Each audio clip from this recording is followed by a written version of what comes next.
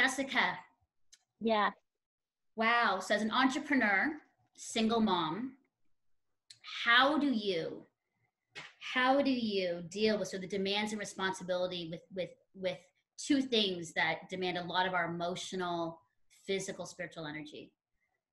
For the viewers and listeners who are single parent, women and men, I think you'll have a lot to say in that. So how do you do that in the best way that you can, with both?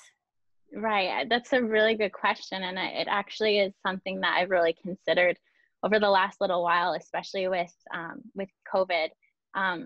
To be honest, a lot of it isn't even my own strength. The first thing, I know it sounds cliche, but the first things first is that God has to be my helper in it.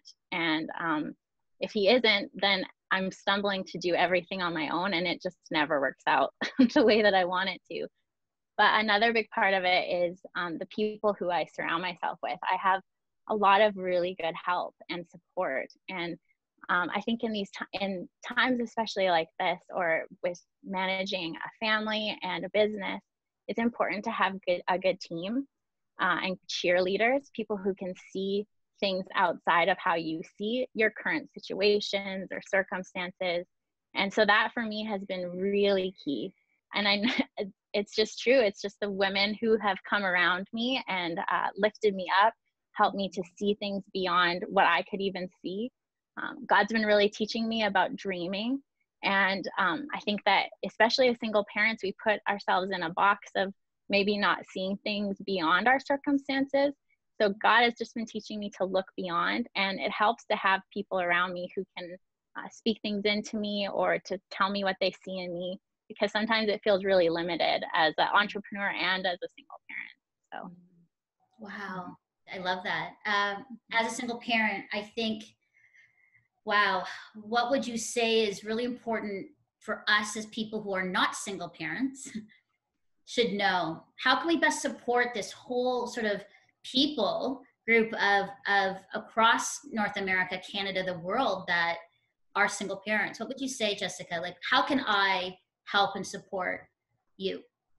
I think the first thing would be to not limit us in just because of our circumstances. I think that a big part of it is to, yes, we have all these demands and these things that we're doing on our own, but that doesn't limit us in our ability to walk out what God has for us. So ask people, ask single parents to help, ask them when there's opportunities to serve.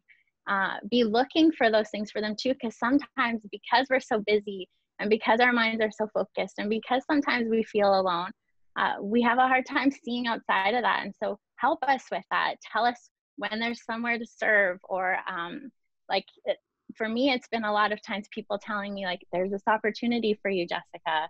What do you think about this? And it allows me the opportunity to say yes. So I think that's the biggest thing. Help us see the opportunities there are to say yes to things that we normally wouldn't on our own. That's amazing, because that really kind of reframes and changes the way, honestly, Jessica, I would think, because I'm thinking, I would say, you're a single parent.